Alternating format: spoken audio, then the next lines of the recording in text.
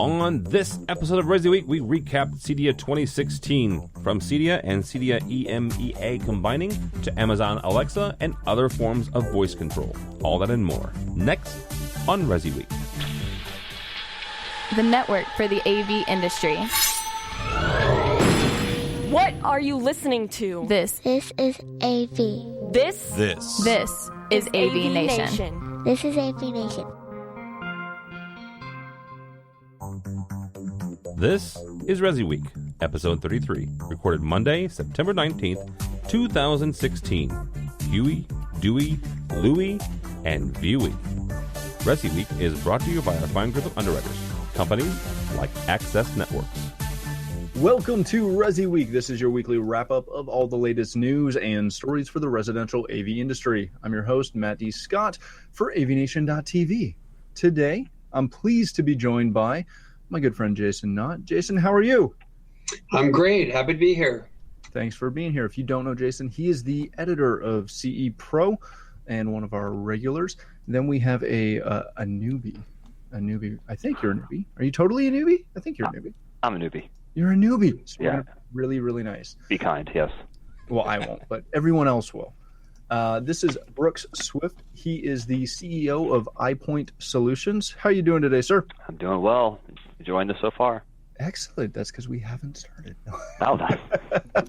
And last but not least, I've got my good friend Tim Albright. He is the founder and boss man of AVNation.tv. Oh, I'm not boss. No. How are you, my friend? I'm good. Yeah, I'm good. Excellent. Everybody here but you was at Cydia last week. I know. So.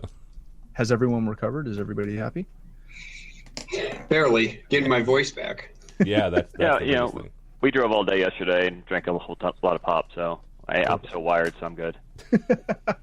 I love it. All right, well, let's jump right in. And if you haven't guessed, this is mostly going to be a Cydia wrap-up kind of show. But we're going to start it off with a quick story from our good friend Ted Green over at strategy.com. It seems that Cydia EMEA is being essentially taken fully into the Cydia US family. This is probably a big deal, kind of not a big deal, depending who you talk to. Most people, as far as I understand it, didn't really realize that Cydia EMEA, or formerly Cydia UK, was just an independent organization that licensed the Cydia name, and now, of course, they're becoming a big behemoth all together. Jason, I'm assuming that you're one of the guys that knew this was that separation existed. What does this mean for Cydia, and what does this mean for, more importantly, kind of their international members? I don't want to pretend to know what the structural stratification is over there at Cydia, but I'm pretty sure that a lot of this had to do with the success of the Integrated Systems Europe show. With the Cydia UK, Cydia UK had dropped its own show in the United Kingdom in favor of supporting ISE, many years ago, 5, 6, whatever it was years ago. And I don't think anybody in the world realized that ISE was going to become the massive success that it became. And again, I don't pretend to know the details, but I'm pretty sure that Cydia UK had a pretty strong financial stake in the that event over there. And part of this structural changing just has to do with the sharing of the finances from the windfall from that event. Very good. Tim, for people who didn't realize that they were separate, are dealers, are we perceiving dealers to see anything different? I think the biggest difference is honestly comes down to the board, the governing board, which I think is kind of cool. They have one combined board. Actually, a good buddy of ours is up for that board, Mr. Joe Whitaker. Well, just to go over real quick, one of the things I love about this is when you look at the board and they have the nominees, the candidates listed in this article. It's not, a lot of times when a U.S. company takes over kind of a non-U.S. company, politely, the U.S. comes in, as the U.S. tends to do, Dominates and it. the board's made up of nothing but Americans. Yeah. But this is a really good mix. They've got a couple guys from England. They've got some guys from Cairo. From Cairo, from Egypt, and from South Africa. Yeah. It's a nice mix. Sorry, not to continue with. No, but that's exactly where I was going. Right? I think the biggest difference they're going to notice is the board and the fact that you've got folks from not only the U.S. but outside the U.S. providing perspective. Mm-hmm. Right? We've only attended ISE as AVNation for 2 years, and I fell in love with it the first year because of that perspective.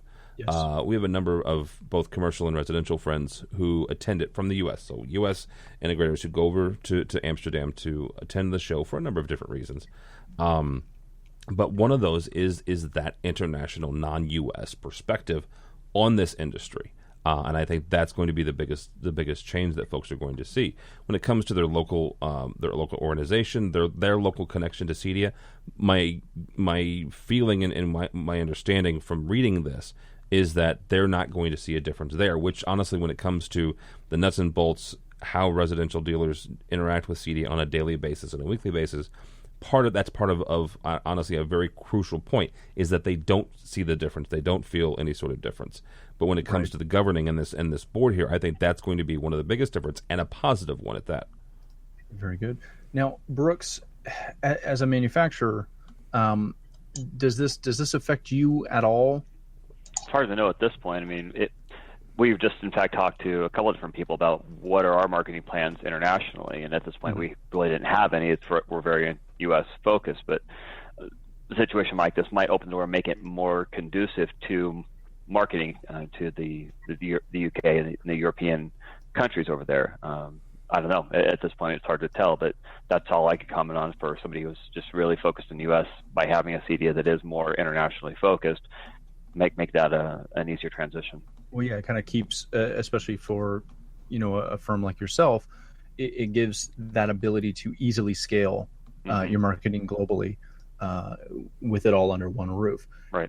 Keeping with the CEDIA talk, this week CEDIA unveiled plans for a workforce development that is helping to encourage U.S. veterans being hired in a transition assistance program to help build a path in our home tech industry. Jason, beyond obviously the great thing that this program is hoping to achieve, are there any major hurdles that this will cause for dealers who are looking to hire veterans? I mean, anything that CEDIA or any other organization can do to help integrators hire people is a good thing. And, it's pervasive across almost everybody that we speak to at CE Pro that the growth of the industry is being limited by the fact that there's a lack of skilled technicians out there. Mm-hmm. And even beyond that, when even they're unskilled technicians, guys don't even know where to find somebody to train them from scratch. So this is a really positive development, and combined with all the things that an integrator has to do to train somebody to get on board and hopefully rapidly onboard them from testing and troubleshooting to cable testing and installation and termination procedures to just basic construction methods and processes. Military people are going to be, not to be stereotypical, but they're going to be much more regimented and more, I think, prone to be responsible on the job. So it's a great fix. Are they really just focused on the technician side of things, or is it going to be a larger scale where they're actually talking about operations? And there's many roles in a company that can be filled by somebody who does have that more of a structured or foundational teaching, for me in the military, where they may excel in another role other than just technician. That's a great point. Well, and that's very good. And that's what I was about to get to, was it's not just that, yes, when you go into looking at the military workforce or potential workforce, that you've got guys that are, technically savvy. you also have a lot of guys that are, and girls, sorry, I'm not trying to make that distinction. But you have a lot of people that are stop laughing at me, Tim. You have a lot of people that, they understand teamwork. They understand, what it's like to show up on time and just all of those commitment things that the military seems to instill into people.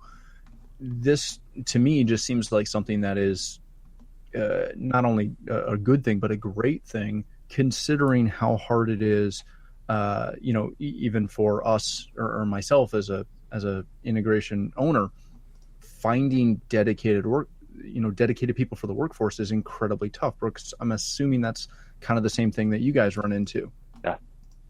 Yeah, we deal with that in part of our job with the software is just provide tools, but we also then try to go to the next step of helping these guys do training. We do a lot of consulting, and that's where it gets back to it's not just a technician role. In fact, I would almost argue that's an easier role to fill than some of the other roles of actually managing a company, whether it be in the purchasing department or in a project management. There's other roles that need to be filled to really make a company run smoothly.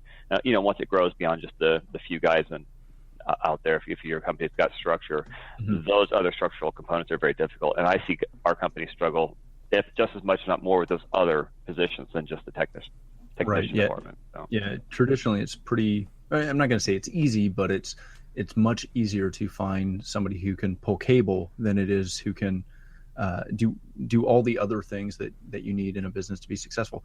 Tim, were you able to ascertain if there was any additional tax benefits or tax breaks or incentives beyond just a promotion of their program? No, at least not in the States. There might be local and state incentives, but nothing from a federal level. The one thing I find interesting about this is not the only trade that's doing this. No, here locally in St. Louis, both our pipe fitters as well as our carpenters unions make a big deal about it and advertise a lot about, we hire veterans. We're looking for veterans, on both. Actually, it's a kind of a two-pronged marketing approach, right? Hey, we hire veterans, so hire union contractors because we hire veterans. And oh yeah, by the way, we're looking for veterans to hire. We always employ veterans. You should hire us because of that. Yes. By the way, we need a vet. Please, we're marketing this a lot. Don't go that route. Hire one first, then market it. All right, let's move on to the big story of the day and of the weekend, as Tim gets very, very excited. This comes to us from CE Pro and our good friend Julie Jacobson. Control 4 released OS 2.9.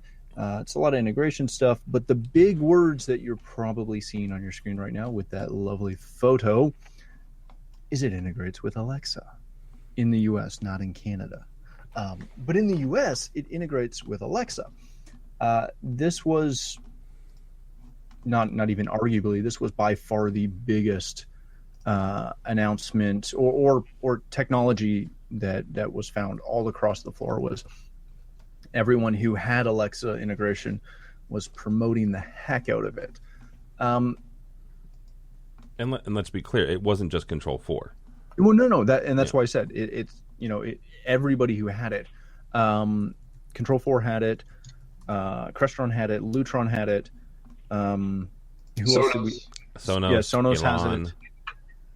Who was that? Elan, yeah. Elan had it. Not released yet, but it's coming. Okay. Not vaporware, they promise? I'm just saying they said it's coming. I'm just reporting what I was told. Very, very good. Starting with you, Jason, is this as big of a deal as we as geeks and techs all make it out to be? Is this something that the general populace is really going to be excited about getting their feet wet?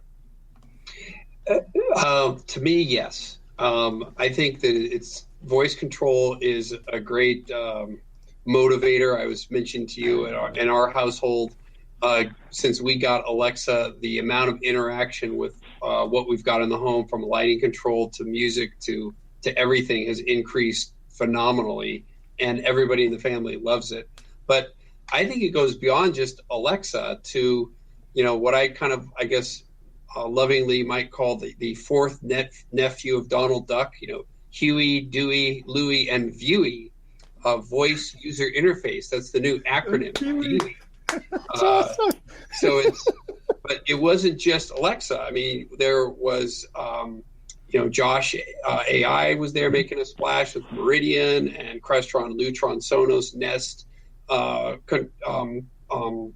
interaction. There was also voice remotes from Comcast, Dish, Samsung, Savant, so voice control remote. So Alexa is obviously the most prominent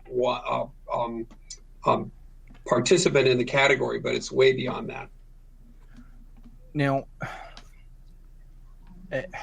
as we look at that and realize how beyond it is, Brooks, what is this going to mean for the integrators? You obviously work with a ton of integrators. As far as how much of this is stuff that they're going to have to deal with on a regular basis versus, the client just going out and buying one and hoping that it works with the majority of their smart home products, their IoT devices? Well, it can do two things. One, it can open the door for you to actually sell something. So I think this is a product that a lot of people are on Amazon and might just see, hey, my friend's got that, I'm going to order this new cool gadget. But what do they do with it? And at that point, that's the benefit, is it does open the door for the integrator to then go in and say, hey, look, we can make this tie into these different products and take it to the next level. The other side of that, though, that could be the negative of that which is, my gosh, what do you, I don't know, what if a homeowner walks in and they've got this and they expect it to do things it can't do. I guess that's the other side of it, is one of the cruxes of any AV integrator is OFE, owner furnished equipment. Yep. And it's anytime you're getting into the unknown, these guys work really hard to get systems in place that are structured and built around systems that they are familiar with, that they can go and turn out. They can install it, it works, they walk away, they know it works. And I see both sides of this. It's really cool because it opens up the door to do upsell stuff, but at the same time, it can cause a lot of headaches. And so I think that's where the integrators have to be really careful not to overpromise or start digging a hole for themselves with a new cool product like this. When it just creates so much work, it then is a detriment. Well, and you raise a really good point there. When we were just selling touchscreen remotes, for example, you had a box that you really couldn't get out of. You could tell, you could push the button and you could tell it to turn on the TV, to lower the shades, lower the lights, whatever, but you still had that physical box, and there was a perceived understanding of limitations on that. Once we start looking at Alexa in the smart home, the true smart home solution, at what point do we hit that? We were talking about this kind of pre-show. At what point do we hit the client expectation level limit, where they're expecting to come in and say, "Oh my gosh, Alexa, I'm cold." But Alexa, does she understand it properly? Yeah, it becomes it's that whole, we're delving into a big AI conversation, but at what point is that the expectation that clients have, that they tell Alexa they're cold and it warms the house up, or the room they're in up, versus, "Hey Alexa, it's cold. Can you please turn my thermostat in my living room up to 78% or 78 degrees?" Yeah. Tim, how big of I don't want to say an issue, but how big of a problem could that become? I don't see it as a problem. Let's define a couple things here, and I'll agree with Jason that the number of other voice activated interfaces was quite substantial. Josh AI is very slick. CE Pro did a great interview with them. Our buddy Rich Fregosa, we did a video. It's very slick. It runs off of an app, so you have to have your phone talk into it. So there's one drawback. The benefit of Alexa is the fact she's sitting there. It's sitting there constantly. It's only in one room, so that's the drawback to that in comparison to Josh AI. But they have the bugs now. But yes, the dots. Yes. Yep. So here's the thing. So Control 4 and Crestron, those are two that have what they call native skills. If you're not familiar with Alexa, you have to tell Alexa, typically, if you're interfacing with something other than an Amazon product, to do something. So if you want to, you mentioned that you're cold. If you want to change your Nest or your Honeywell, you have to say, Alexa, tell Nest to make it 80 degrees in here. Okay. With what's called native integration or native skills, now you just have to say, Alexa, turn the thermostat to 70 degrees, and then it interfaces with either Control 4 or Crestron currently. Now, something that Crestron has added to that are these, I'm going to call them like feelings, like touchy-feely, hey, mood type things, where you can say, Alexa, tell Crestron I'm cold. Right. And then it'll do something, right? These are things, these are automated steps that you can set up and along with your programmer. I don't know that that's going to be great for integration into Crestron. And here's the reason why. The fact that that both of them have native skills, in other words, the speech patterns of people who are interfacing with these, the fact that you have to remember an extra 2 or 3 words may become a stumbling block. The native part of Alexa, the fact that my 8 and 10-year-old and Jason's kids, 5 minutes into me unboxing Alexa, my kids were fighting over it, right? Because it's so intuitive. Where they get stuck is when they have to do something outside of the Amazon ecosystem, right? If they want to interface with one of the games or interface with the Nest or interface with something else, and they have to remember that, oh yeah, I have to say these certain words. That's a stumbling block for adoption, honestly.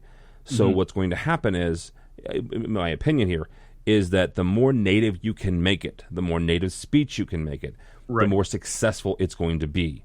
So, and that's kind of what I was getting at, was at what point, essentially, how much are dealers going to, when they start talking about selling, the Control 4 integration or the Crestron integration or even the Lutron integration, how much of that information are they going to have to express to the client so that the client does not get frustrated trying to tell a light to turn on by saying it's dark in here and nothing happens? Well, it's education, right? You tell them, going in. Now, for the Crestron and Control 4, you can personalize to a certain extent.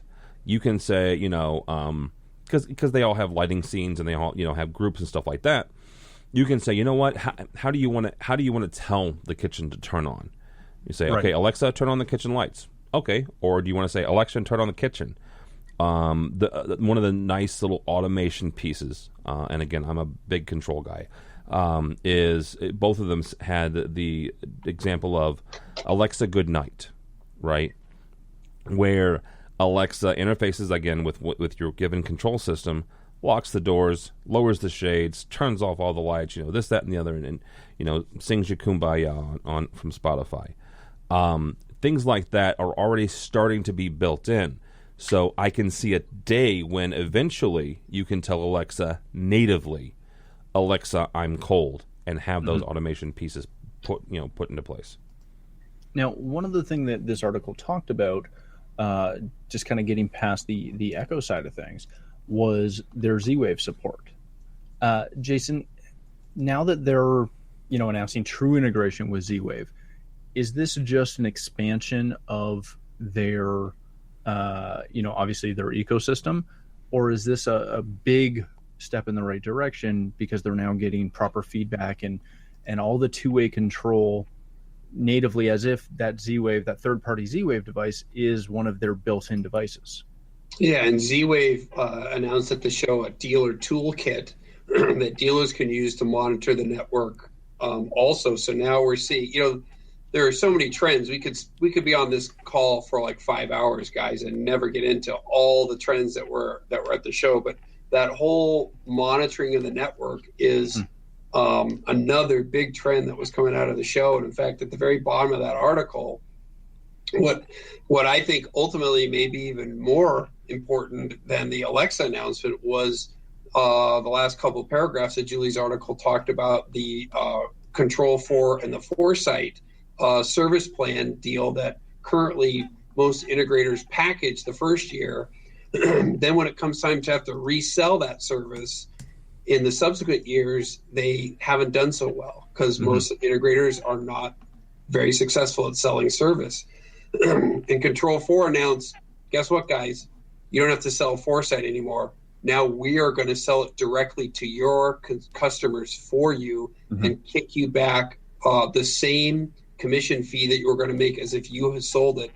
The Control4 integrators I talked to at the show are ecstatic about that because they struggle with selling service fees.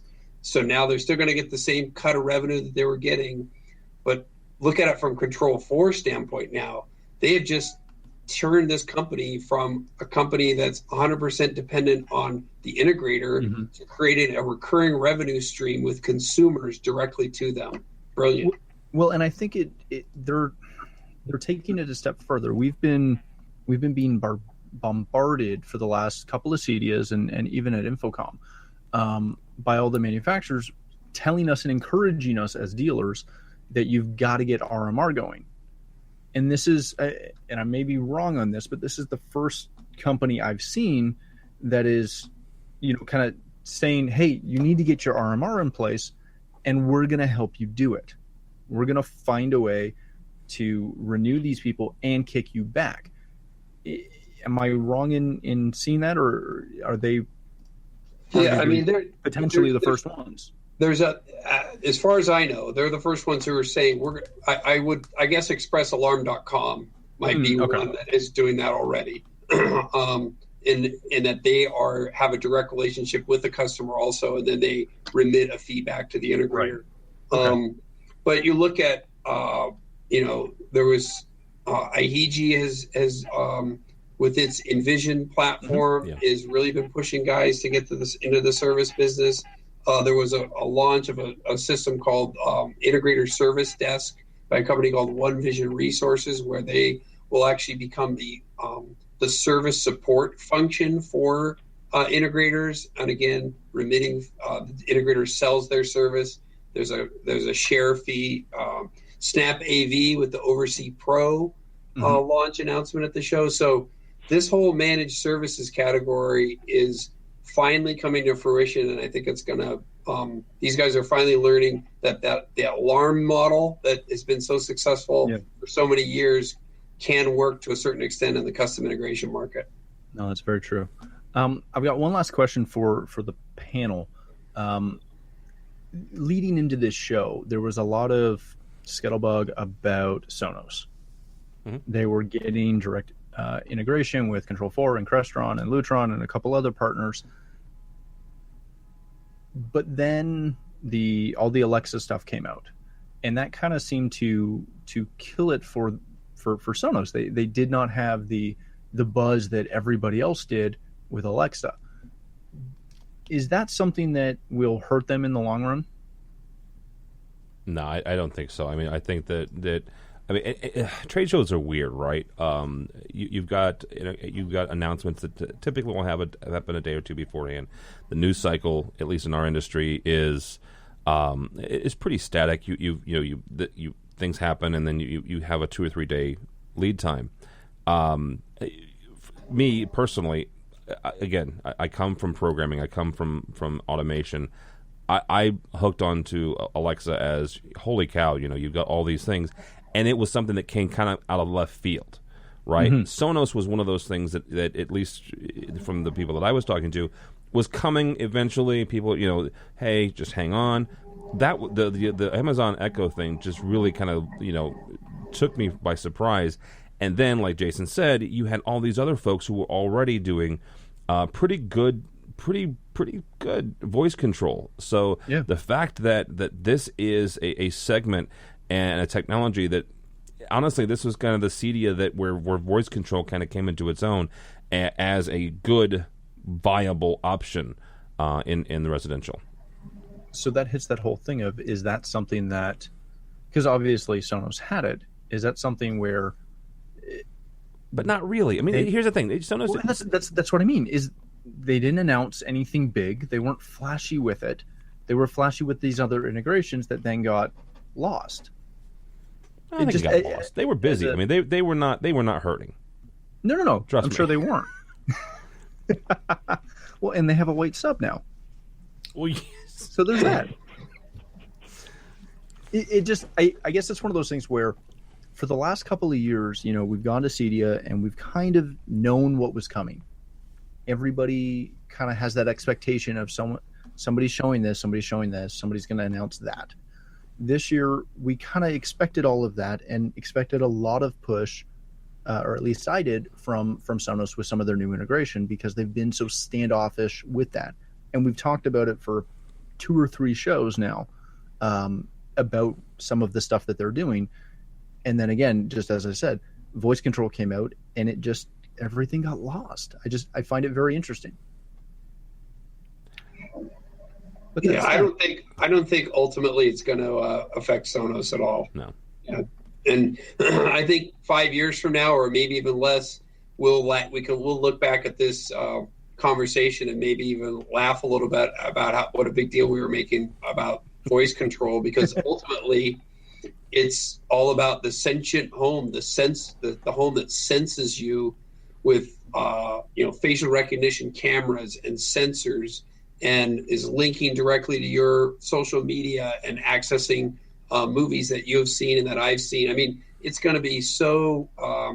This will be passé 5 years from now. Right, very true. All right, gentlemen, that is all the time we have this week. Thank you so much for joining me. Jason, where can people connect with you? You can follow me on Twitter at JasonW. And, of course, see me on CEPro.com. Excellent. Again, thanks so much for being here. Brooks, I hope you enjoyed your time. I did. I enjoyed it. It's a great time. Thanks for having me. Where can people connect with you? Where can they find a little bit more about iPoint? Yeah, iPointSolutions.net is the best place to go. So all our information is on there. Beautiful. Well, thank you so much for being here. Tim, where can people find you? On social media, it's TD, Tim David Albright. It's I guess the best way to find me or here at AVNation.tv. Beautiful. For myself, you can always find me at Matt D. Scott on Twitter, or pretty much that anywhere else on any social platform. But more importantly, please stop by AVNation.tv. You'll find this show, as well as a wide variety of our other shows that cover all the other verticals that we cover. When you do visit the site, please make sure you check out our underwriters. We're extremely thankful for their support, and we ask that you check them out as well. Thanks again for watching this episode of ResiWeek.